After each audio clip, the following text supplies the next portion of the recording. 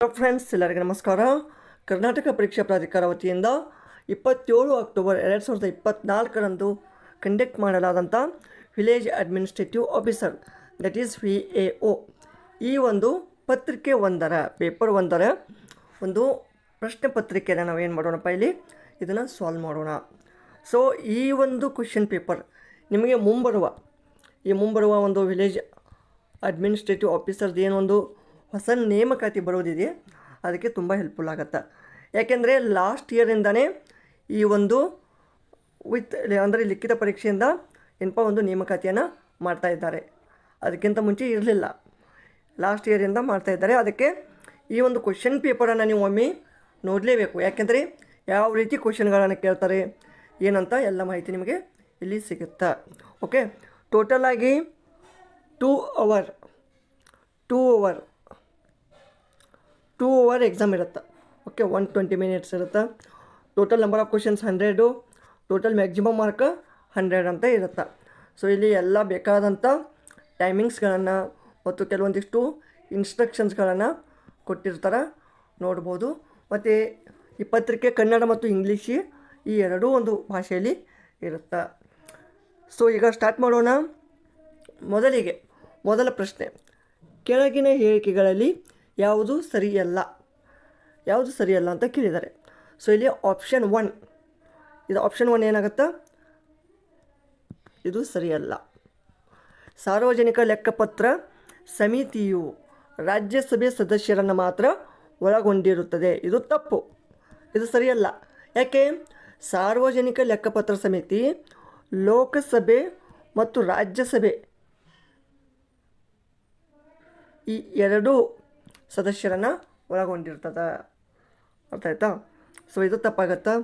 ಆಮೇಲೆ ಸಾರ್ವಜನಿಕ ಲೆಕ್ಕಪತ್ರ ಸಮಿತಿಯು ಅತ್ಯಂತ ಹಳೆಯ ಹಣಕಾಸು ಸಮಿತಿ, ಇದು ಕರೆಕ್ಟು. ಇವೆಲ್ಲ ಓದಬೇಕು, ಜಸ್ಟ್ ಬರೀ ಕರೆಕ್ಟ್ ಆನ್ಸರನ್ನು ಟಿಕ್ ಮಾಡಿದ್ಮೇಲೆ ಬಿಟ್ಟು ಉಪಯೋಗಿಲ್ಲ. ಯಾಕೆಂದರೆ ಆ 4 ಆಪ್ಷನ್ಗಳನ್ನು ನೀವು ಚೆನ್ನಾಗಿ ಅರಿತುಕೊಂಡ್ರೆ ಮಾತ್ರ ನಿಮಗೆ ಒಂದು ಕ್ವೆಶ್ಚನ್ ಪೇಪರ್ ಅನಲೈಸಿಸ್ ಅಥವಾ ಒಂದು ಸಾಲ್ವ್ ಮಾಡಿದ್ದಕ್ಕೂ ಸಾರ್ಥಕ ಆಗತ್ತೆ. ನೆಕ್ಸ್ಟ್, ಸಾರ್ವಜನಿಕ ಲೆಕ್ಕಪತ್ರ ಸಮಿತಿಯ ಸದಸ್ಯರ ಅಧಿಕಾರಾವಧಿ 1 ವರ್ಷ, ಕರೆಕ್ಟ್ ಇದೆ. ಮಂತ್ರಿಯೊಬ್ಬರು ಸಾರ್ವಜನಿಕ ಲೆಕ್ಕಪತ್ರ ಸಮಿತಿಯ ಸದಸ್ಯರಾಗಲು ಅರ್ಹರಲ್ಲ, ಹೌದು, ಕರೆಕ್ಟ್ ಅದ. ಸೊ ಅದಕ್ಕೆ ಇಲ್ಲಿ ಇವೆಲ್ಲ ಕರೆಕ್ಟ್ ಅದಾವ. 2, 3, 4, 1 ಮಾತ್ರ ಕರೆಕ್ಟ್ ಇಲ್ಲ. ನೆಕ್ಸ್ಟ್, 2ನೇ ಕ್ವೆಶ್ಚನ್ ನೋಡಿ. ಈ ಕೆಳಗಿನ ಯಾವ ರಾಸಾಯನಿಕವನ್ನು ಗಾಜಿನ ಶೀಶೆಯಲ್ಲಿ ಶೇಖರಣೆ ಮಾಡಬಾರದು? ಕ್ವೆಶ್ಚನ್ ಯಾವತ್ತೂ ಕರೆಕ್ಟ್ ಓದಬೇಕು. ಶೇಖರಣೆ ಮಾಡಬೇಕು ಅಂತ ನೀವು ಓದಿದ್ರಿ ಅಂದರೆ ಅಲ್ಲಿ ಆನ್ಸರ್ ತಪ್ಪಾಗತ್ತೆ. ಶೇಖರಣೆ ಮಾಡಬಾರ್ದು ನೋಡಿ. ಹೈಡ್ರೋಕ್ಲೋರಿಕ್ ಆಮ್ಲ HCl ಮಾಡಬೇಕು, ಹೌದಾ? ಆಮೇಲೆ ಸಲ್ಫ್ಯೂರಿಕ್ ಆ್ಯಸಿಡ್ H2SO4 ಇದು ಕೂಡ ಗ್ಲಾಸಿನಲ್ಲಿ ಮಾಡಬೇಕಾ? ಹೌದು. ಹೈಡ್ರೋಫ್ಲೋರಿಕ್ ಆಮ್ಲವನ್ನು ಏನಪ್ಪ ನಾವು ಶೇಖರಣೆ ಮಾಡಬಾರದು. ಮತ್ತು ಟಾರ್ಟರಿಕ್ ಆ್ಯಸಿಡ್ ಅಥವಾ ಟಾರ್ಟರಿಕ್ ಆಮ್ಲವನ್ನು ನಾವು ಗ್ಲಾಸಲ್ಲಿ ಶೇಖರಣೆ ಮಾಡ್ತೀವಿ. ಸೊ ಅದಕ್ಕೆ ಆಪ್ಷನ್ 3 ಇಸ್ ಕರೆಕ್ಟ್. ಈ ಕೆಳಗಿನ ರಸಗೊಬ್ಬರಗಳನ್ನು ಪರಿಗಣಿಸಿರಿ. ನೋಡಿ, ಇವೆಲ್ಲ ನಿಮಗೆ ಚಿರಪರಿಚಿತ. Urea, ammonium nitrate, triple super phosphate, potassium sulphate. ಈ ಮೇಲಿನ ಯಾವ ರಸಗೊಬ್ಬರ ಸಾರಜನಕಯುಕ್ತ ರಸಗೊಬ್ಬರವಾಗಿದೆ? ಸಾರಜನಕಯುಕ್ತ ಅಂದ್ರೇನು? ನೈಟ್ರೋಜನ್ ಇದ್ದದ್ದು ಯಾವುದಂತ ಕೇಳಿದ್ದಾರೆ. ಸೊ ಇಲ್ಲಿ ನೈಟ್ರೋಜನ್ ಯುಕ್ತ ಯಾವುದಾಗತ್ತಾ? ಯೂರಿಯಾ ಒಂದಾಗತ್ತಾ ಮತ್ತು ಅಮೋನಿಯಂ ನೈಟ್ರೇಟ್ ಒಂದು ಆಗತ್ತಾ? ಓಕೆ, ಸೊ ಅದಕ್ಕೆ ಇಲ್ಲಿ ಆಪ್ಷನ್ 2 ಈಸ್ ಕರೆಕ್ಟ್. ಎ ಮತ್ತು ಬಿ ಮಾತ್ರ. ಈ ಟ್ರಿಪಲ್ ಸೂಪರ್ ಫಾಸ್ಫೇಟಲ್ಲಿ ಪೊಟ್ಯಾಷಿಯಂ ಸಲ್ಫೇಟಲ್ಲಿ ಇರೋದಿಲ್ಲ. ಓಕೆ,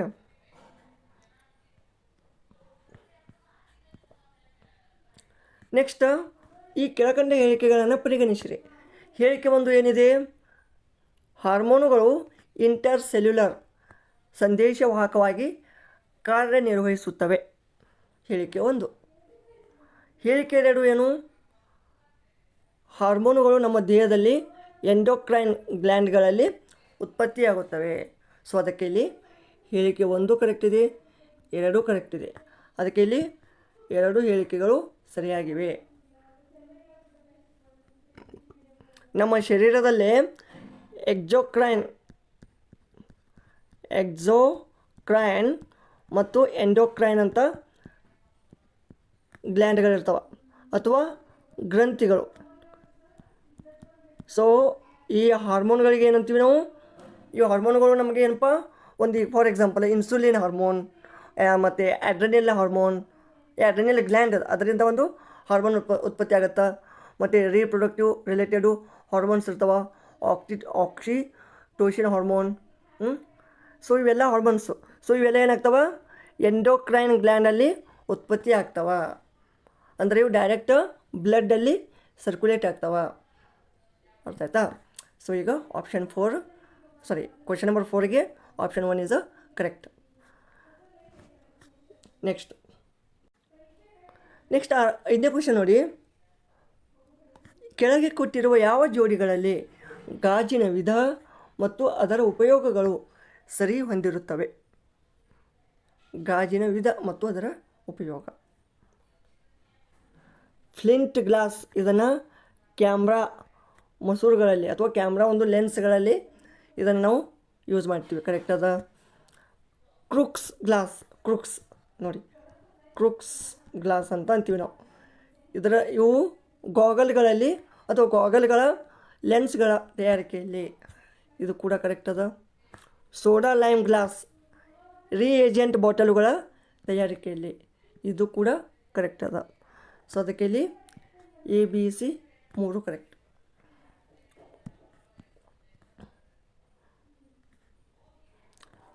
ಆರನೇ ಕ್ವೆಶ್ಚನು, ಯಾವ ಹೆಸರಿನ ವಿದ್ಯುತ್ಕಾಂತೀಯ ವಿಕಿರಣಗಳನ್ನು ಮ್ಯಾಗ್ನೆಟಿಕ್ ರೆಸೊನೆನ್ಸ್ ಇಮೇಜಿಂಗ್ ಅಂದರೆ MRI ಸ್ಕ್ಯಾನಿಂಗ್ನಲ್ಲಿ ಉಪಯೋಗಿಸುತ್ತಾರೆ? ರೇಡಿಯೋ ತರಂಗ ಅಥವಾ ರೇಡಿಯೋ ವೇವ್ಸ್. ನೋಡಿ, ರೇಡಿಯೋ ವೇವ್ಸ್ಗಳನ್ನು ಯೂಸ್ ಮಾಡ್ತೀವಿ. ಈ MRI ಮುಖಾಂತರ ನಮ್ಮ ದೇಹದ ಪ್ರತಿಯೊಂದು ಪಾರ್ಟನ್ನು ನಾವು ಸ್ಕ್ಯಾನ್ ಮಾಡಿ ಅದರಿಂದ ಯಾವ ಒಂದು ಪಾರ್ಟ್ ಅಥವಾ ಯಾವ ಒಂದು ಅಂಗ ಡ್ಯಾಮೇಜ್ ಆಗಿದೆ, ಏನಾಗಿದೆ ಅಂತ ಈ MRI ಮೂಲಕ ನಾವು ವೈದ್ಯಕೀಯ ವಿಭಾಗದಲ್ಲಿ ಬಳಸ್ತೀವಿ. 7ನೇ ಕ್ವೆಶ್ಚನು, ಈ ಕೆಳಕಂಡ ಯಾವ ಜೋಡಿಗಳು ಸರಿಯಾಗಿ ಹೊಂದಾಣಿಕೆಯಾಗುತ್ತವೆ? ಸೊ ಇಲ್ಲಿ ಹೊಂದಾಣಿಕೆ ಆಗೋದು B ಮತ್ತು C ಮಾತ್ರ ಆಗ್ತವೆ. B ಏನಪ್ಪ, 243D ವಿಧಿ. ಇದು ಪಂಚಾಯಿತಿಗಳ ಸ್ಥಾನಗಳಲ್ಲಿ ಮೀಸಲಾತಿ.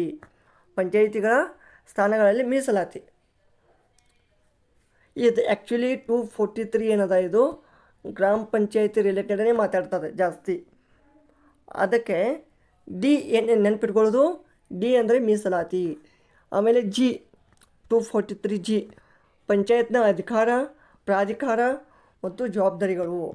ಸೊ ಅದಕ್ಕೆ ಇಲ್ಲಿ 2B and C ಮಾತ್ರ ಕರೆಕ್ಟ್. ಕರ್ನಾಟಕ ಸೌಹಾರ್ದ ಸಹಕಾರಿ ಕಾಯ್ದೆ 1997ರ ಮುಖ್ಯ ಉದ್ದೇಶ ಏನು? ಮುಖ್ಯ ಉದ್ದೇಶ ಏನಪ್ಪ ಅಂದ್ರೆ ಹೆಚ್ಚು ಸ್ವಾಯತ್ತ ಸಹಕಾರಿ ಸಂಘಗಳ ಸ್ಥಾಪನೆಗೆ ಅವಕಾಶ ಕಲ್ಪಿಸುವುದು. 9ನೇ ಕ್ವೆಶ್ಚನು, ಪಂಚಾಯತ್ ಚುನಾವಣೆಯ ಮೇಲುಸ್ತುವಾರಿ ಮಾಡುವ, ನಿರ್ದೇಶನ ನೀಡುವ, ಚುನಾವಣೆಗಳನ್ನು ನಡೆಸುವ ಅಧಿಕಾರ ಯಾರ ಬಳಿ ಇದೆ? ಇದು ರಾಜ್ಯ ಚುನಾವಣಾ ಆಯೋಗದ ಹತ್ತಿರ ಇದೆ. ರಾಜ್ಯ ಚುನಾವಣಾ ಆಯೋಗ. ನೆಕ್ಸ್ಟ್ ನೋಡಿ, ಡ್ಯಾಶ್ ನಂತರ ಭೂಮಿಯಿಂದ ಚಂದ್ರನ ಹೊಳೆಯುತ್ತಿರುವ ಭಾಗದ ಗೋಚರಿಸುವಿಕೆಯ ಗಾತ್ರವು ಪ್ರತಿದಿನ ಡ್ಯಾಶ್ ಆಗುತ್ತದೆ. 10ನೇ ಕ್ವೆಶ್ಚನ್, ಇಲ್ಲಿ ಅಮಾವಾಸ್ಯೆ ಹೆಚ್ಚಾಗುತ್ತದೆ ಆಗುತ್ತದೆ. ಅಮಾವಾಸ್ಯೆ ನಂತರ ಭೂಮಿಯಿಂದ ಚಂದ್ರನ ಹೊಳೆಯುತ್ತಿರುವ ಭಾಗದ ಗೋಚರಿಸುವಿಕೆಯ ಗಾತ್ರವು ಪ್ರತಿದಿನ ಹೆಚ್ಚಾಗುತ್ತದೆ. ಹೌದು, ಈಗ ಅಮಾವಾಸ್ಯೆ ಹೆಂಗೆ ಬರುತ್ತಾ ಹಂಗೆ ಬೆಳಕು ಕಡಿಮೆ ಆಗ್ತದೆ. ಅಮಾವಾಸ್ಯೆ ಮುಗಿದ ಮೇಲೆ ಮುಂದೆ ಏನು ಹೋಗ್ತದೆ, ಅಂದರೆ ಹುಣ್ಣಿಮೆ ಏನು ಹತ್ತಿರ ಬರುತ್ತಲ್ಲ ಆವಾಗ ಈ ಒಂದು ಚಂದ್ರನ ಹೊಳೆಯುತ್ತಿರುವ ಭಾಗ ಹೆಚ್ಚಾಗಿ ಕಾಣಿಸ್ತದೆ ಮತ್ತು ಹೆಚ್ಚಾಗ್ತದೆ. Okay, option 2 is a correct. Next 11ನೇ ಕ್ವೆಶ್ಚನ್ ನೋಡಿ, ಈ ಕೆಳಗಿನ ಯಾವುದು ಸರಿಯಾದ ಕಾಲಾನುಕ್ರಮದಲ್ಲಿದೆ? ಸೊ ಇಲ್ಲಿ ಆಪ್ಷನ್ 1 ಕರೆಕ್ಟ್ ಆಗುತ್ತೆ. ಒಂದನೇದು Lord Amherst, next William Bentinck, Lord Auckland, Lord Ellenborough. So ನಿಮಗೆ ಮ್ಯಾಕ್ಸಿಮಮ್ ಯಾರು ಗೊತ್ತಿದೆ ಅಂದ್ರೂ ವಿಲಿಯಂ ಬೆಂಟಿಕ್ ಗೊತ್ತೇ ಇರ್ತಾರೆ. ಯಾವಾಗಪ್ಪ 1828 28 29 1830 ಈ ಒಂದು ಅವಧಿಯಲ್ಲಿ ಇದ್ದರು ಇವರು. ಸೊ ಇದು ಆಪ್ಷನ್ 1 ಇಸ್ ಕರೆಕ್ಟ್. ನೆಕ್ಸ್ಟ್ ಭಾರತದ ಸ್ವಾತಂತ್ರ್ಯ ಚಳುವಳಿಯ ಕಾಲದ ಕ್ರಾಂತಿ ಸಂಘಟನೆ HRA, ಇದರ ಒಂದು ವಿಸ್ತೃತ ರೂಪ ಯಾವುದು? Hindustan republic association. ನೆಕ್ಸ್ಟ್ ಸತ್ತರಿಯ ನೃತ್ಯ ಪ್ರಕಾರವನ್ನು ಪರಿಚಯಿಸಿದವರು ಯಾರು? ಸತ್ತರಿಯ, ಇದನ್ನು ಶಂಕರ್ ದೇವ್, ಸತ್ತರಿಯ ಶಂಕರ್ ದೇವ್. ಓಕೆ, ನೆಕ್ಸ್ಟ್ ಈ ಕೆಳಗಿನ ಯಾವ ಜೋಡಿಯು ಬೆಳಗಾವಿಯಲ್ಲಿ ಮೆಜಿನಿ ಕ್ಲಬ್ ಕ್ರಾಂತಿಕಾರಿ ಸಂಘವನ್ನು ಸ್ಥಾಪಿಸಿದರು? ಮೆಜಿನಿ ಕ್ಲಬ್ ಗೋವಿಂದರಾವ್ ಯಾದಗಿ ಮತ್ತು ಹನುಮಂತರಾವ್ ದೇಶಪಾಂಡೆ. ನೋಡಿ ಭಾಳ ಇಂಪಾರ್ಟೆಂಟ್ ಕ್ವೆಶನ್ ಇದು. ಮೆಜಿನಿ ಕ್ಲಬ್ಬನ್ನು ಯಾರು ಸ್ಥಾಪಿಸಿದ್ರು ಅಂದ್ರೆ ಗೋವಿಂದರಾವ್ ಯಾದಗಿ ಮತ್ತು ಹನುಮಂತರಾವ್ ದೇಶಪಾಂಡೆ. ನೆಕ್ಸ್ಟ್ 15ನೇ ಕ್ವೆಶನು, ಈ ಕೆಳಗಿನ ಹೇಳಿಕೆಗಳಲ್ಲಿ ಗುಪ್ತರ ಕುರಿತಾದ ತಪ್ಪಾದ ಹೇಳಿಕೆಯನ್ನು ಆಯ್ಕೆ ಮಾಡಿರಿ. ನೋಡಿ ಒಂದೇದೇನಿದೆ, 1ನೇ ಚಂದ್ರಗುಪ್ತನು ಲಿಚ್ಛವಿಯ ಯುವರಾಣಿಯನ್ನು ಮದುವೆಯಾಗಿ ತನ್ನ ರಾಜ್ಯದ ಸಾಮರ್ಥ್ಯವನ್ನು ಹೆಚ್ಚಿಸಿಕೊಂಡ. ಹೌದು, 1ನೇ ಚಂದ್ರಗುಪ್ತ ಏನು ಮಾಡ್ತಾನೆ? ಲಿಚ್ಛವಿಯ ಯುವರಾಣಿಯನ್ನು ಮದುವೆಯಾಗಿ ತನ್ನ ರಾಜ್ಯದ ಒಂದು ಸಾಮರ್ಥ್ಯ ಮತ್ತು ಅದರ ಒಂದು ಭೂಗಡಿಯನ್ನು ಹೆಚ್ಚಿಗೆ ಮಾಡ್ತಾನೆ. ಇದು ಕರೆಕ್ಟ್ ಅದ. ಆಮೇಲೆ ಈ ಒಂದು ಸಾಮಾನ್ಯ ಶಕೆ 320ರಲ್ಲಿ ಗುಪ್ತ ಶಕೆಯನ್ನು ಸಮುದ್ರಗುಪ್ತನು ಪ್ರಾರಂಭಿಸಿದ. ಸೊ ಇದು ತಪ್ಪಾಗತ್ತಾ? ಯಾಕೆಂದರೆ 320ರಲ್ಲಿ ಗುಪ್ತ ಶಿಕೆಯನ್ನು ಸ್ಟಾರ್ಟ್ ಮಾಡಿದ್ರು. ಬಟ್ ಆ ಒಂದು ಗುಪ್ತ ಶಿಕೆಯನ್ನು ಸ್ಟಾರ್ಟ್ ಮಾಡಿದವರು ಬೇರೆದವರು. ಆ ಗುಪ್ತ ಶಿಕೆ ಯಾರು ಸ್ಟಾರ್ಟ್ ಮಾಡಿದಾರಂತ ನನಗೆ ಕಾಮೆಂಟಲ್ಲಿ ತಿಳಿಸಿ. ಅದು 1ನೇ ಚಂದ್ರಗುಪ್ತ ಅಥವಾ 2ನೇ ಚಂದ್ರಗುಪ್ತ, ಈ ಇಬ್ಬರಲ್ಲಿ ಸ್ಟಾರ್ಟ್ ಮಾಡ್ತಾರೆ. ಬಟ್ ಯಾವ ಚಂದ್ರಗುಪ್ತ ಅಂತ ಕಾಮೆಂಟಲ್ಲಿ ತಿಳಿಸಿ. ನೆಕ್ಸ್ಟ್ ಸಮುದ್ರಗುಪ್ತನು ಶ್ರೇಷ್ಠ ಕವಿ ಮತ್ತು ಸಂಗೀತ ಪ್ರಿಯನಾಗಿದ್ದನು. ಹೌದು. ಆಮೇಲೆ 2ನೇ ಚಂದ್ರಗುಪ್ತನು ವಿಕ್ರಮಾದಿತ್ಯ ಎಂಬ ಬಿರುದನ್ನು ಪಡೆದಿದ್ದ. ಸೊ ಇವು ಕರೆಕ್ಟ್. ಸೊ ಆಪ್ಷನ್ 2 ಇಸ್ ಇದು ತಪ್ಪಾದ ಹೇಳಿಕೆ ಇದೆ. ಈ ಕೆಳಗಿನವುಗಳಲ್ಲಿ ಕೃತಿ ಮತ್ತು ಅದರ ರಚನೆಕಾರರ ಕುರಿತಾದ ತಪ್ಪಾದ ಜೋಡಿಯನ್ನು ಆಯ್ಕೆ ಮಾಡಿರಿ. ತಪ್ಪಾದ ಭಾರವಿ ಕಿರಾತಾರ್ಜುನಿಯ ಕರೆಕ್ಟ್. ದಂಡಿ ದಶಕುಮಾರ ಚರಿತ ಕರೆಕ್ಟ್. ಶಿವಭಟ್ಟಾರಕ ಹರಪಾರ್ವತಿಯ, ಇದು ಕರೆಕ್ಟ್. ನೋಡಿ ಶಿವ ಪಾರ್ವತಿ ಇದ್ರ ಮೇಲೆ ನೆನ್ಪಿಟ್ಕೊಳ್ಳಿ. ಶಿವಭಟ್ಟಾರಕ ಏನು ಮಾಡ್ತಾನೆ? ಹರಪಾರ್ವತಿಯ ಒಂದು ಗ್ರಂಥವನ್ನು ಅಥವಾ ಒಂದು ಕೃತಿಯನ್ನು ರಚನೆ ಮಾಡ್ತಾನೆ. ಸೊ ಇಲ್ಲಿ ತಪ್ಪಾದ ಜೋಡಿಕೆ ಯಾವುದು? ಧರ್ಮಪಾಲ ಮತ್ತು ವಿಲಾಸ ಪ್ರಹಸನ, ಇದು ತಪ್ಪು.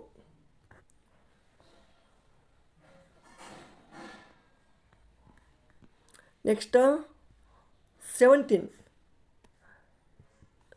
ನೋಡಿ.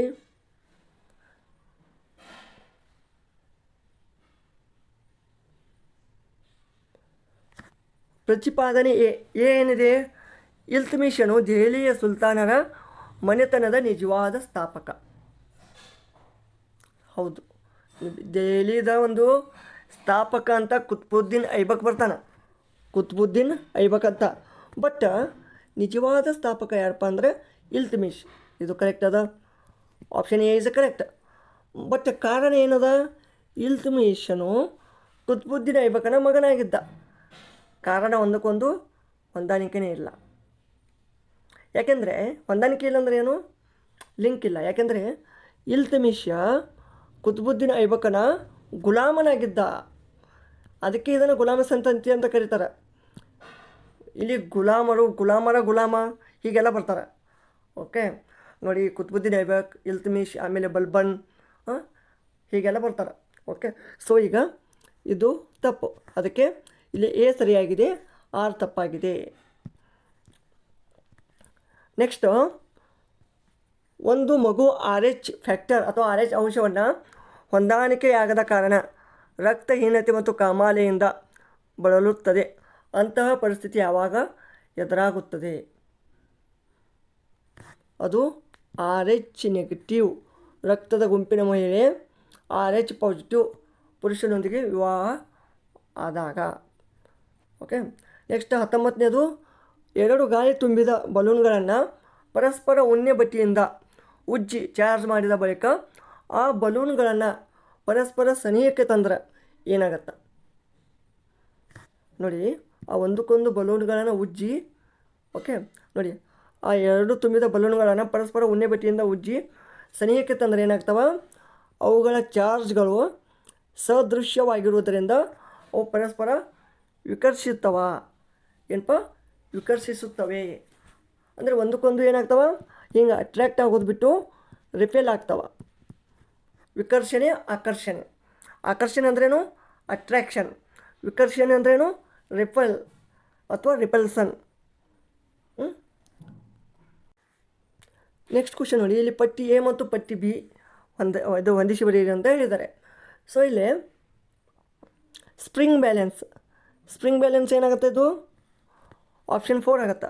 ಬಲ ಅಥವಾ ಫೋರ್ಸನ್ನು ಮಾಪನ ಮಾಡಲಿಕ್ಕೆ ಬಳಸಲಾಗ್ತದೆ. ಆಮೇಲೆ ಎಮಿಟರ್ ಏನಿದು?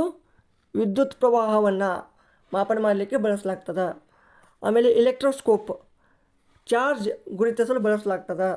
ಸಿಸ್ಮೋಗ್ರಾಫ್ ಇದು ಭೂಕಂಪದ ಸಾಮರ್ಥ್ಯವನ್ನು ಮಾಪನ ಮಾಡಲಿಕ್ಕೆ ಬಳಸಲಾಗ್ತದೆ.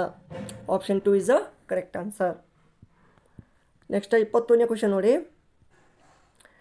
ಎಣ್ಣೆ ಮತ್ತು ಕೊಬ್ಬಿನಲ್ಲಿ ಚಿಪ್ಸ್ನಂತಹ ವಸ್ತುಗಳನ್ನು ಕರಿದು ಕೆಲ ಸಮಯ ಕಾಲ ಗಾಳಿಯ ತೇವಾಂಶಕ್ಕೆ ತೆರೆದಿಟ್ಟರೆ ಎಣ್ಣೆ ಮತ್ತು ಕೊಬ್ಬು ಕಮಟುಕೊಂಡು ಚಿಪ್ಸ್ ಕೆಟ್ಟ ವಾಸನೆ ಬರಲು ಆರಂಭವಾಗುತ್ತದೆ. ಇದೆಲ್ಲ ನಿಮ್ಗೆ ಗೊತ್ತೇ ಇದೆ. ಇದನ್ನು ತಪ್ಪಿಸಲಿಕ್ಕೆ ಎಣ್ಣೆಯಲ್ಲಿ ಕರಿದ ಚಿಪ್ಸ್ನಂತಹ ವಸ್ತುಗಳನ್ನು ಬ್ಯಾಗ್ನಲ್ಲಿ ಒಂದು ಜಡ ಅನಿಲವನ್ನು ತುಂಬಿ ಪ್ಯಾಕ್ ಮಾಡಲಾಗ್ತದೆ. ಆ ಒಂದು ಜಡ ಅನಿಲ ಯಾವುದು? ಅರ್ಥ ಆಯ್ತಾ? ಈಗ ಫಾರ್ ಎಕ್ಸಾಂಪಲು, ಈಗ ನಿಮ್ಮದೊಂದು ಕುರ್ಕುರೆ ಇರುತ್ತೆ, ಅಥವಾ ಚಿಪ್ಸ್ ಇರುತ್ತೆ, ಅಥವಾ ಯಾವುದಾದ್ರೂ ಒಂದು ವೇಫರ್ಸ್ ಇರ್ತವೆ. ಸೊ ಈ ಎಣ್ಣೆಯಲ್ಲಿ ಕರೆದದ್ದು ಇವುಗಳನ್ನು ನೀವು ನೋಡಿರ್ಬೋದು, ಅಲ್ಲಿ ಚಿಪ್ಸ್ಗಿಂತ ಹೆಚ್ಚು ಗ್ಯಾಸ ಇರ್ತೈತೆ ಅದರ. ಯಾಕೆಂದರೆ ಅವುಗಳನ್ನು ನಾರ್ಮಲಾಗಿ ತೆರೆದಿಟ್ಟು ಒಂದು ಮಾರಾಟ ಮಾಡಿದ್ರೆ ಅವು ಒಂದು ಕಮಟ್ಕೊಂಡು ಏನಾಗ್ತವೆ? ಕೆಟ್ಟ ವಾಸನೆ ಬರ್ತವೆ. ಓಕೆ, ಬಾದಾಗ್ತವೆ. ಅದಕ್ಕೆ ಆ ಒಂದು ಅನಿಲವನ್ನು ತುಂಬ್ತಾರೆ. ಆ ಅನಿಲ ಯಾವುದಪ್ಪ ಅಂದ್ರೆ ನೈಟ್ರೋಜನ್. ಅದು ನೈಟ್ರೋಜನ್ ಅನಿಲ ಇರುತ್ತೆ. ಇದೆಲ್ಲ ಕಾಮನ್ ಕ್ವಶನ್. ಇವು ದೈನಂದಿನ ಸಾಮಾನ್ಯ ವಿಜ್ಞಾನದಲ್ಲಿ ಬರ್ತವೆ. ಓಕೆ, ನೆಕ್ಸ್ಟ್, ಮುದ್ರಾ ಯೋಜನೆಯಡಿ ಲಭ್ಯವಿರುವ 3 ಸಾಲದ ವಿಭಾಗಗಳು. ಒಂದು ಶಿಶು ಬರುತ್ತೆ, ಆಮೇಲೆ ಕಿಶೋರು, ಆಮೇಲೆ ತರುಣ. 23ನೇ ಕ್ವಶನ್ ನೋಡಿ, ಹೊಂದಿಸಿ ಬರೆಯಿರಿ. ಬಿಮ್ಸ್ಟೆಕ್ ಇಲ್ಲಿ ಒಂದು ಕಡೆ ಸಂಸ್ಥೆ, ಒಂದು ಕಡೆ ಕೇಂದ್ರ ಸ್ಥಾನ ಅಥವಾ ಹೆಡ್ ಕ್ವಾರ್ಟರ್ಸ್. ಬಿಮ್ಸ್ಟೆಕ್ ಎಲ್ಲಿದೆಯಪ್ಪ? ಬಿಮ್ಸ್ಟೆಕ್ ಇದು ಢಾಕಾದಲ್ಲಿ. ಬಿಮ್ಸ್ಟೆಕ್ ಅಂದರೆ ಏನು? ಇದು ಬೇ ಆಫ್ ಬೆಂಗಾಲ್ದು. ಓಕೆ, ಇದು ಒಂದು ಬಿಮ್ಸ್ಟೆಕ್ಸ್ ಅಂದರೆ ಈ ಭಾರತ, ಬಾಂಗ್ಲಾದೇಶು, ಮ್ಯಾನ್ಮಾರು, ಶ್ರೀಲಂಕಾ, ಸೊ ಇವೇನಾಗ್ತಾವೆ? ಇವೆಲ್ಲ ನೇಪಾಳು, ಭೂತಾನ್, ಇವೆಲ್ಲ ಬಿಮ್ಸ್ಟೆಕ್ ಈ ಒಂದು ಸಂಘಟನೆಯಲ್ಲಿ ಬರ್ತಾವೆ. ಓಕೆನಾ? ಸೊ ಇಲ್ಲಿ ಇದು ಹೆಡ್ ಕ್ವಾರ್ಟರಲ್ಲಿ ಢಾಕಾ. ಆಮೇಲೆ IMF ಅಂದರೆ ಇಂಟರ್ನ್ಯಾಷನಲ್ ಮಾನಿಟರಿ ಫಂಡ್. ಇದು ವಾಷಿಂಗ್ಟನ್ DC ಬರುತ್ತೆ, Washington DC. Next, Asian development bank ADB. ಇದರ ಒಂದು ಕೇಂದ್ರ ಕಚೇರಿ ಅಥವಾ ಹೆಡ್ ಕ್ವಾರ್ಟರ್ ಫಿಲಿಪ್ಪೀನ್ಸ್ ರಾಜಧಾನಿ ಮನಿಲಾದಲ್ಲಿ ಬರುತ್ತೆ. Next WHO world health organisation, ಇದು ಸ್ವಿಟ್ಜರ್ಲ್ಯಾಂಡಿನ ಜಿನೆವಾದಲ್ಲಿ ಬರ್ತದೆ. ಸ್ವಿಟ್ಜರ್ಲ್ಯಾಂಡಿನ ಜಿನೆವಾದಲ್ಲಿ. ಸೊ ಅದಕ್ಕೆ ಇಲ್ಲಿ ಕರೆಕ್ಟ್ ಆನ್ಸರ್ ಏನಾಗುತ್ತೆ? ಆಪ್ಷನ್ 1, 2, 3, 1, 4. ನೆಕ್ಸ್ಟು ಭಾರತದ ಮೊದಲ ಪೇಮೆಂಟ್ಸ್ ಬ್ಯಾಂಕ್ ಯಾವುದು? ಮೊದಲ payment bank Airtel payments bank. Next last question ನೋಡೋಣ ಈ ಒಂದು ಸೆಷನ್ದು. ಈ ಕೆಳಗಿನವುಗಳಲ್ಲಿ ದ್ರಾವಿಡಿಯನ್ ಗುಂಪಿಗೆ ಸೇರಿದ ಭಾಷೆಗಳು ಯಾವುವು? ನೋಡಿ, ದ್ರಾವಿಡಿಯನ್ ಗುಂಪಿಗೆ ಖುರುಕ್ ಇದೆ, ಮಾಲ್ತೋ, ಕೋಲಾಮಿ, ಪರ್ಜಿ, ಇವು 4 ಸರಿಯಾಗಿರ್ತವೆ. ಓಕೆ, ಸೊ ಇವಿಷ್ಟು ಈ ಒಂದು 25 ಕ್ವಶನ್ಗಳು ಏನದಾವಲ್ಲ, ಈ ರೀತಿ ನೀವು ಅಧ್ಯಯನ ಮಾಡಿದ್ದೇ ಆದರೆ ನಿಮಗೆ ಒಂದು ಕಾನ್ಫಿಡೆನ್ಸ್ ಬರುತ್ತೆ, ರಿವಿಷನ್ ಆಗುತ್ತೆ, ಮತ್ತು ಒಂದು ಟೈಮ್ ಮ್ಯಾನೇಜ್ಮೆಂಟ್ ಮಾಡಲಿಕ್ಕೆ ಈಸಿ ಆಗುತ್ತೆ. ಓಕೆನಾ? ಸೊ ಮುಂದಿನ ಒಂದು ಸೆಷನಲ್ಲಿ ಮುಂದುವರಿದ ಒಂದು ಭಾಗವನ್ನು ನೋಡೋಣ. ಈ ಒಂದು ವಿಡಿಯೋ ಇಷ್ಟವಾದಲ್ಲಿ ಲೈಕ್ ಮಾಡಿ, ಕಮೆಂಟ್ ಮಾಡಿ, ಹಾಗೆ ಮುಂದಿನ ಪಾರ್ಟ್ ಬೇಕಾದರೆ ದಯವಿಟ್ಟು ಕಾಮೆಂಟಲ್ಲಿ ತಿಳಿಸಿ. ಧನ್ಯವಾದಗಳು.